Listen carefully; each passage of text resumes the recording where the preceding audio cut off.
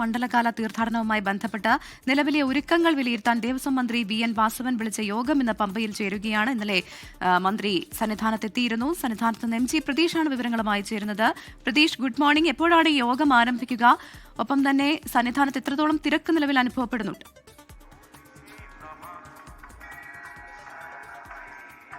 പ്രവിധ, ശബരിമല സന്നിധാനത്തെ തിരക്ക് നിയന്ത്രണ വിധേയമാണ്. പക്ഷേ കഴിഞ്ഞ ദിവസങ്ങളിലുണ്ടായ ഭയാനകമായ തിരക്കിനെ തുടർന്ന് തുടർ നടപടികൾ വിലയിരുത്താനാണ് ദേവസ്വം മന്ത്രി VN വാസവൻ സന്നിധാനത്ത് എത്തിയിട്ടുള്ളത്. ഇന്നലെ രാത്രി 10 മണിയോടുകൂടിയാണ് VN വാസവൻ സന്നിധാനത്ത് എത്തിയത്. അവിടെ എത്തിയ ശേഷം തന്ത്രിയെയും മേൽശാന്തിയെയും ഉൾപ്പെടെ കണ്ടിരുന്നു. അവരുമായി മന്ത്രി കൂടിക്കാഴ്ച നടത്തിയിരുന്നു. ഇന്ന് 9 മണിയോടുകൂടി ഈ സന്നിധാനത്ത് നിന്ന് മന്ത്രി പമ്പയിലേക്ക് പോകും. രാവിലെ 10:30-നാണ് അവലോകന യോഗം നടക്കുന്നത്. വിവിധ വകുപ്പ് മേധാവിമാർ ഉൾപ്പെടെ ഈ യോഗത്തിൽ പങ്കെടുക്കുന്നുണ്ട്.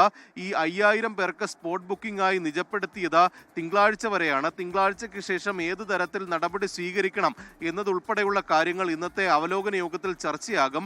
ഈ മുന്നൊരുക്കങ്ങൾ സംബന്ധിച്ചും ഹൈക്കോടതി വലിയ വിമർശനം ഉന്നയിച്ചിരുന്നു.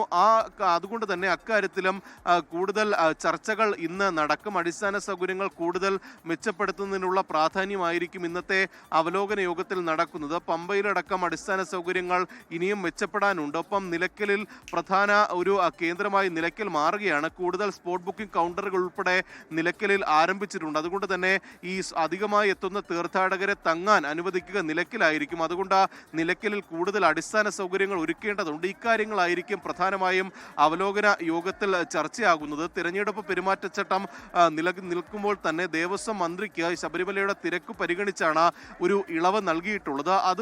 അങ്ങനെയാണ് മന്ത്രി അവലോകന യോഗം വിളിച്ചതും പമ്പയിൽ ഇന്ന് 10:30-ന് അവലോകന യോഗം ചേരുന്നത്. എന്തായാലും നിലവിൽ ശബരിമലയിൽ തിരക്ക് നിയന്ത്രണ വിധേയമാണ്. ഭക്തർക്ക് വലിയ ബുദ്ധിമുട്ടില്ലാതെ തന്നെ ദർശനം നടത്താൻ കഴിയുന്നുണ്ട്. ഇനി സ്പോട്ട് ബുക്കിംഗിൽ ഉണ്ടാകുന്ന വ്യത്യാസത്തിനനുസരിച്ചായിരിക്കും ശബരിമലയിൽ തിരക്ക് ഉണ്ടാകുന്നത്. 5000 പേർക്കായി സ്പോട്ട് ബുക്കിംഗ് നിജപ്പെടുത്തിയതോടുകൂടിയാണ് പോലീസിനും ദേവസ്വം ബോർഡിനും നിയന്ത്രിക്കാൻ കഴിയുന്ന തരത്തിലേക്ക് ശബരിമലയിലെ തിരക്ക് എത്തിയിട്ടുള്ളത്. നിലവിൽ വളരെ ശാന്തമായ അന്തരീക്ഷമാണ് ശബരിമലയിൽ. പ്രവിധ, ശരി. MG പ്രതീഷാണ് ശബരിമലയിൽ സന്നിധാനത്ത് നിന്നുള്ള വിവരങ്ങൾ നൽകി.